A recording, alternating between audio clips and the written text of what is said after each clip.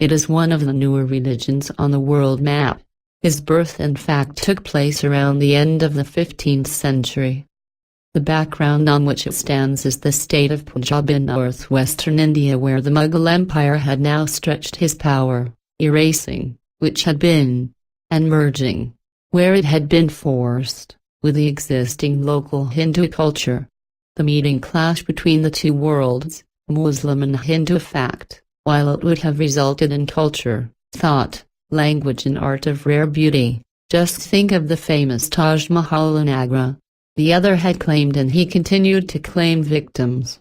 Hinduism then, albeit devoid of violent tones, certainly militant Islam, had meanwhile drawn a map of social divisions encoded by the caste system. It is in this context that Guru Nanak, founder of the Sikhs, still a boy, rejects the sacred thread even Hindus who introduces in puberty and then in adult life.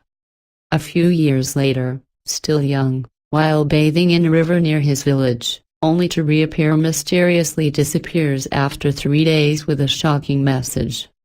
There is neither Hindu nor Muslim, because God is neither Hindu nor Muslim, he proclaims to all. And then he confides, I was at the court of God, now sends me, as his minstrel, to announce what I saw. From that moment Nanak, married with 2 children, he undertook numerous trips, reaching Sri Lanka and Tibet, Mecca and Afghanistan, proclaiming equality and brotherhood among all men.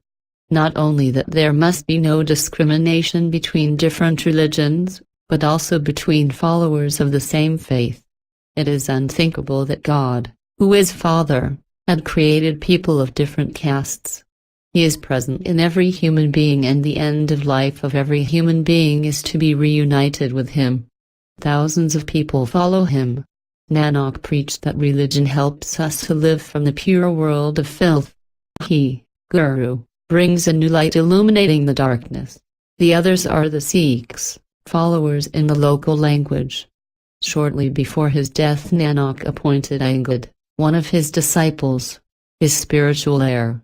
From Angad on, the process will continue for almost 100 years, up to Guru Gobind Singh, the 10th in succession. Seeing religion now well underway, it includes that the people no longer need a spiritual leader. In 1708, on the eve of death, thus entrusts the task of being an immortal Guru to the Granth Sahib, the holy book, with its text, which collects in the 1,430 pages of the 5,930 verses of prayers and poems of the 10 Gurus founders, to show to all the faithful Sikhs Ravindra the light that comes from God and to put them in touch with the Creator. It is the word of God who is present in these pages.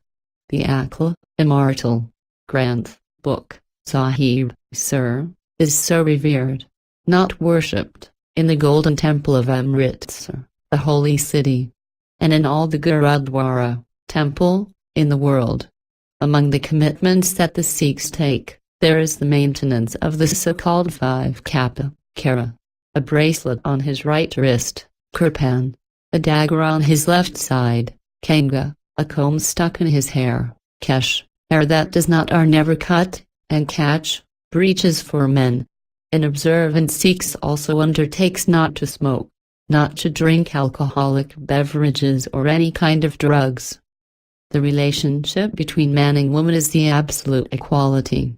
There is no clergy, because faith must be lived in daily life and in the family, to acquire merits for the mukti, the final liberation of the soul from the series of reincarnations.